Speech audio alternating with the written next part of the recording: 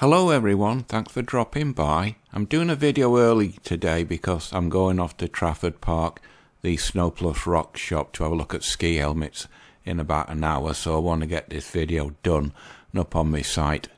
For a start, that's the new Lexus, which is going to go head to head with the Cadillac Escalade. They're both about the same price and the interior of that's really nice. It's got a 4-cylinder gasoline engine and electric motors. By that kind of money, I'd probably have one of them, and I like that colour as well. Anyway, enough of that. As you know, the paternity fraud cases and the paternity fraud news has been creating quite a storm in the last few months, and there's even been legislation passed, hopefully, in the United States of Tennessee, the state of Tennessee, and I've got some good and bad news for you on that front. Looking around, I found this. As you can see, it's Reuters. As you can see, fast check, no law requires DNA testing to establish paternity in America. Now, this was done on September 23rd, about a month ago. If you look down, it says, no state in federal law that requires DNA testing is established to establish paternity in the United States, despite online posts that claim various states have implemented new laws mandating that fathers submit a DNA test before signing a birth certificate. And then it goes on about in Florida, new Florida law, a father must submit a DNA test before signing the birth certificates. Similar circulating posts contain identical language about other states, including Tennessee, Maryland, and Ohio. However, in no U.S. state is it mandatory for a father to establish a paternity via DNA testing. All states allow non-marital fathers to establish their parentage without genetic testing by completing a voluntary acknowledgement of paternity form when the child is born. Family law experts say a father would only be subject to DNA testing if parentage were being determined as part of court proceedings. And then it goes on about the new state laws. Neither do the states named in these posts, Florida, Tennessee, Maryland, and Ohio, have new laws requiring DNA tests for fathers, and then further yada yada yada. So DNA testing is not mandatory yet in America. And the Tennessee law didn't pass because I found this. This is the Tennessean. I don't know when this was written because there's no date on it. It says, did the HB 689 law pass into law? No. The bill was filed at the beginning of 22 legislative session and passed through the subcommittee before being deferred and placed on the Civil Justice Committee's calendar 3 times. Unfortunately, ultimately the bill was deferred to summer study where it died. The bill was filed, and then when it was done, did the presented bill law pass into law? Yes, one part did, but not the DNA testing one. Now, this is not just in America where this is an issue. As you know, over in France it's banned. This is an advertisement for a DNA test for any Frenchman watching this, if you're not worried that the child could be yours or not yours. And it says that those samples are found in the post official to foreign laboratories. Frenchmen could still send theoretically face-to-face a year in prison or a €15,000 fine. That's about $20,000. Now, where is it? Peace of mind testing. A case of paternity has been verified. The child could actually get to know who the real biological father was. Many people believe that it is important. Of course it is. and 15,000 French fathers go online to buy paternity testing every year. Furthermore, a Swiss lab recently said 60% of the tests that it performs are sent from French. Meanwhile, Spanish labs also confirm similar figures, saying that Frenchmen make up 80% of its customer base. And to uphold that, this was done on 9th of October, about last week or so. A Voice for Men, France upholds the ban on paternity tests. And then it's more or less saying similar to what the other advertisement article says.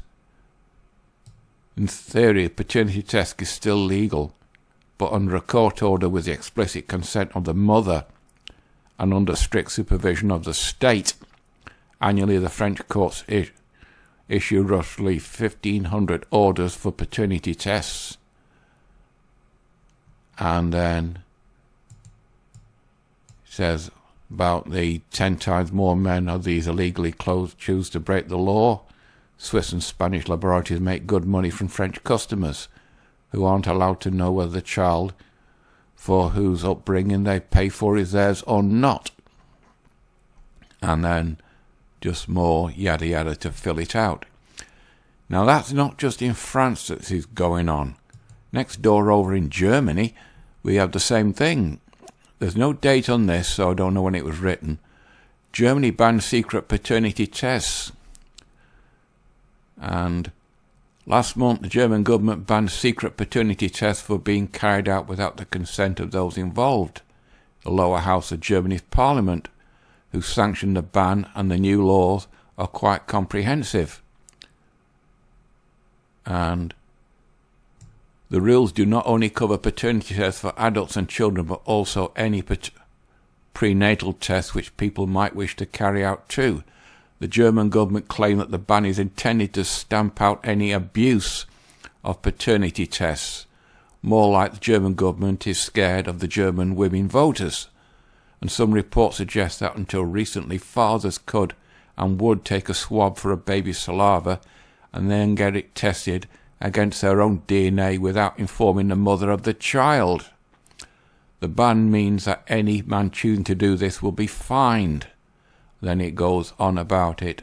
So if you're a German watching this video, you can have a read, because I'll naturally put all these links below. Now, it's not just in Europe where this is going on. Over in Africa, in Uganda on the east coast of Africa, our African brothers. This was done on 5th of July 2023.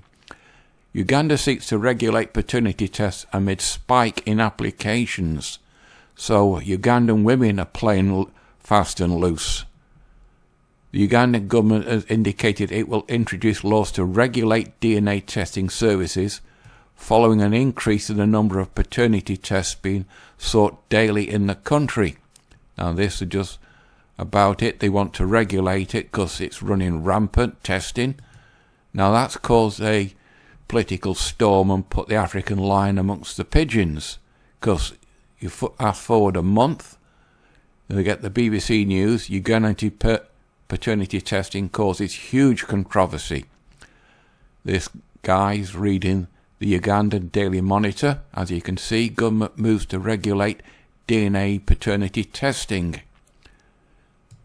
Report of a sharp increase in the number of men in Uganda seeking paternity tests. Fears are growing it could break up families and leave children psychologically scarred. Well, if the Ugandan women didn't play around, then the Ugandan men would know that the child is actually his and not somebody else's. Over here, even in Scotland, it's causing a controversy.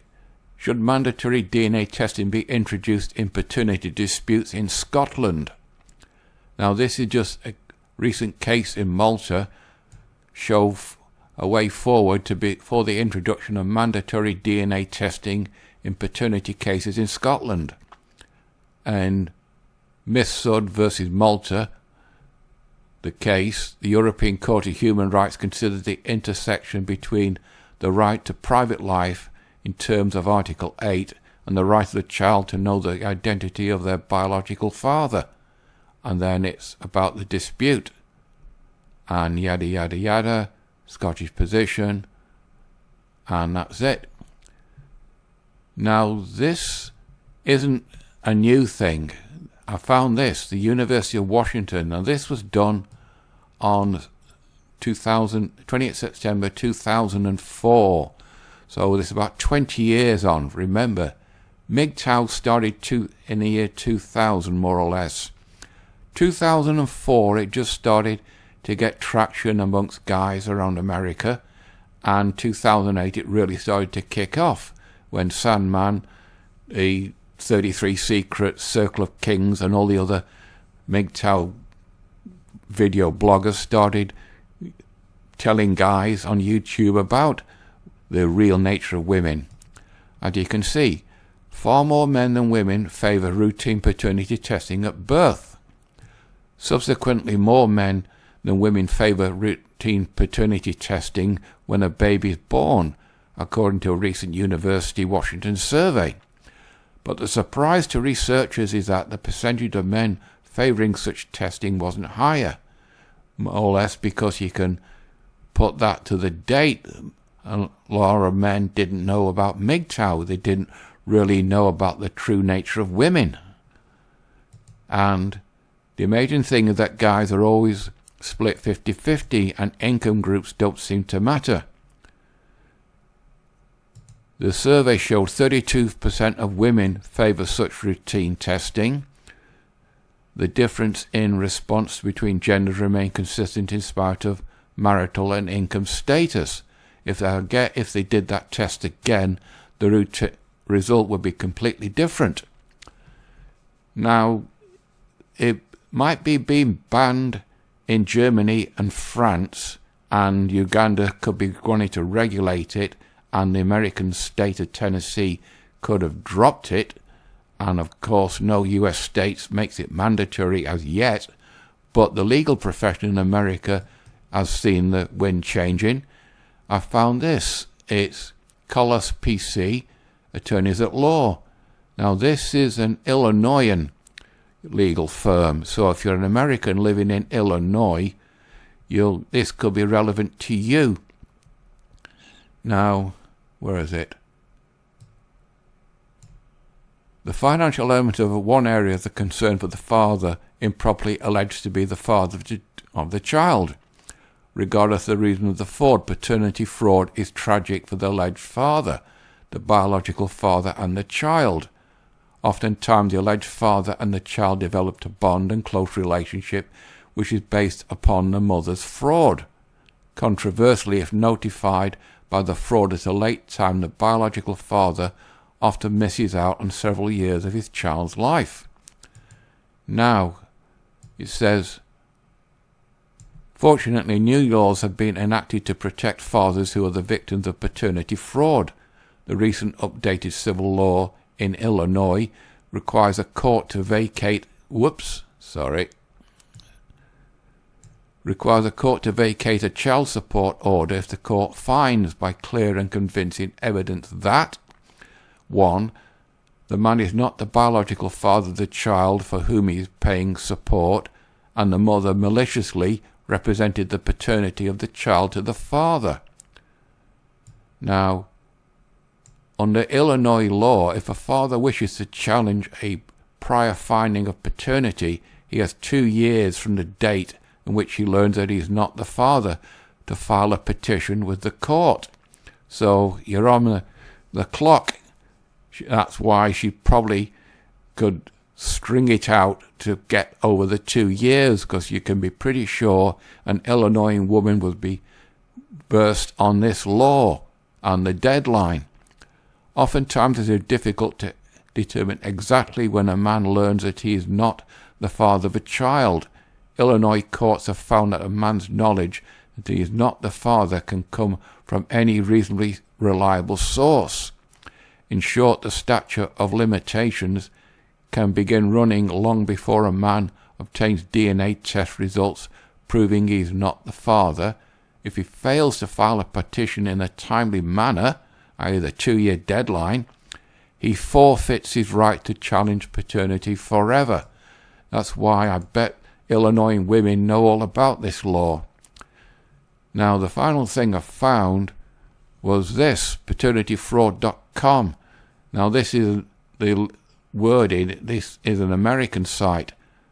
The official online center, paternityfraud.com, grassroots advocacy, legislative counseling, and pro-C support and DNA paternity testing for men and women affected by paternity fraud.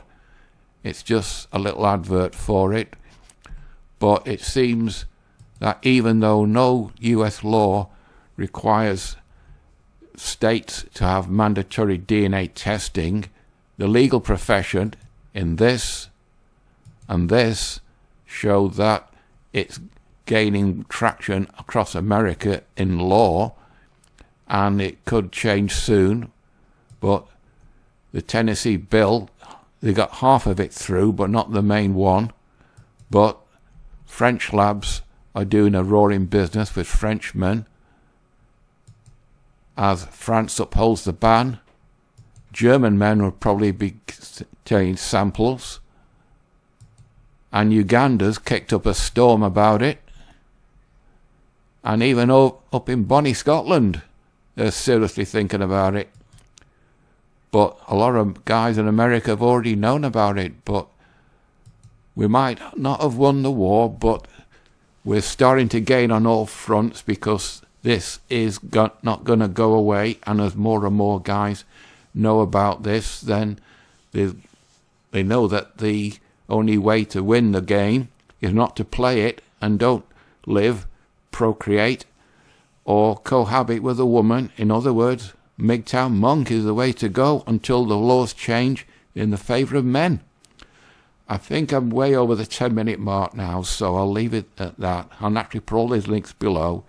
So, you know the routine, people, like, dislike, etc. It's completely up to you. So until next Monday, that's it for this one. Bye-bye.